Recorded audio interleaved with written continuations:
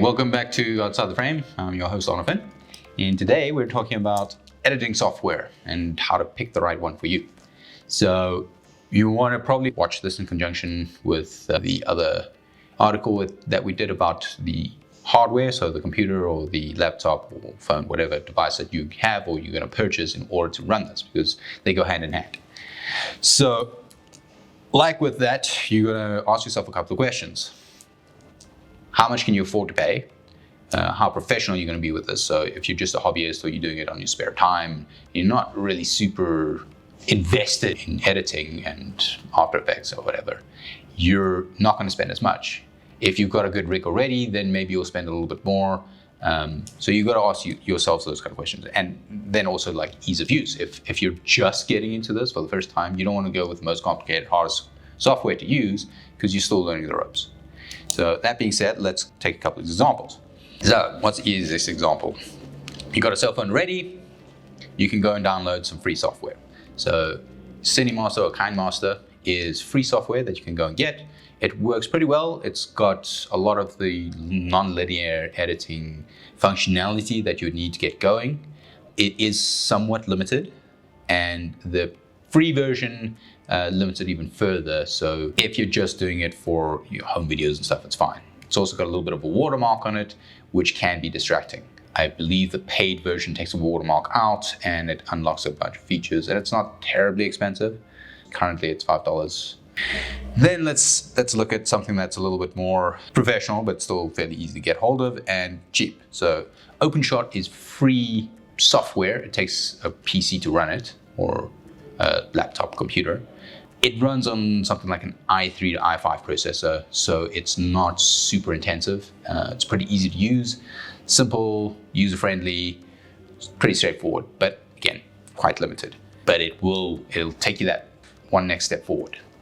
Then you start getting into your more prosumer people who it's becoming more and more of your industry standard. So your Premiere Pro and Final Cut. So those are kind of sitting on par in terms of it has huge capabilities.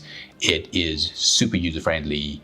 It's adaptable to most people's situations, and there is more that you can learn about them as you go. So you're going to start pretty quickly, pretty easily, and then as you learn a couple more tricks and how to navigate it a little bit more, you will have more versatility.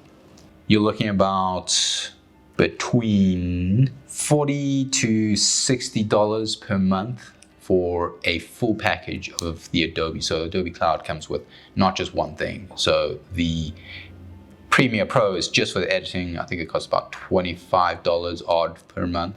But then if you get the Creative Cloud, you have access to a lot more. So it's usually better to go with that if you are interested in becoming more creative. So you're going to be looking at Illustrator and After Effects, Premiere Pro.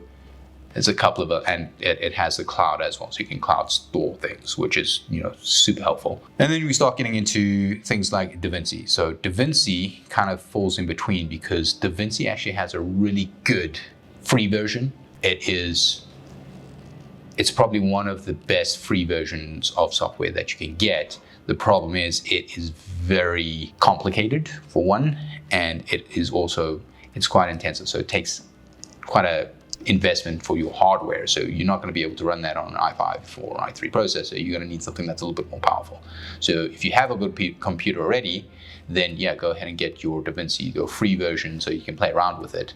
If you don't, you're probably going to become frustrated because your computer can't really handle it. So DaVinci is a really good option if you've got a good computer. It is also not as easy to navigate as, say, Premiere Pro, which is very user-friendly. So if you're already familiar with Premiere Pro, you could easily transition to DaVinci and do a lot of things on there. It's a little bit more complicated, and the way I kind of see it is Adobe is more creativity, so it's more like your artistic kind of interpretation, and they're looking at layers and the way that you stack it when it comes to After Effects, whereas DaVinci is more logic-based, so it's using nodes, and those nodes connect in different ways, and it adapts very quickly.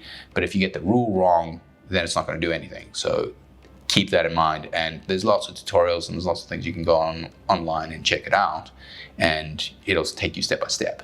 But it's definitely not as user friendly.